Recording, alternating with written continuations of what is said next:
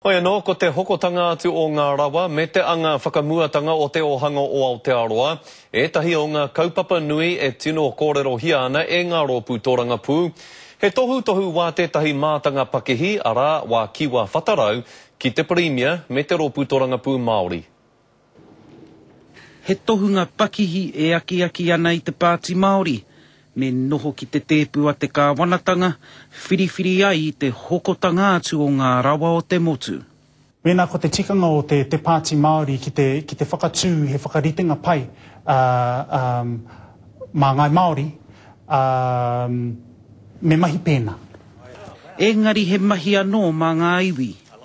Ko te mahi o ngā iwi, kia āta aromata wai tēnei whakaritenga, pērā tonu i ngā whakaritenga whānui me ki. Ja, der var lige det, jeg skal snakke med dig om. He uri no Ngāti Kahungunu me Ngāti Tamatera, engari ko kitea ia i te ao. E ono tau ki Denmark, e toru tau ki te umanga o Ernst Mayr i te wākainga nei. If we're going to be global players, we have to compete in global niches at the high end of the market. Hei tāna, kai konei ke ngā rawa ki te whakapātari atu ki ngā whenua o te ao.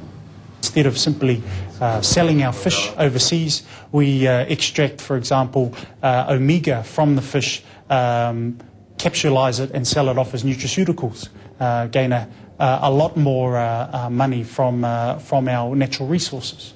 Hei tāna ko te mahi nui mā ngā iwi, ko te tautoko me te whakangāui a rātau pūtea, ki roto i ngā umanga tiaki i te tai ao. Ngā hui a Wade, te kariri.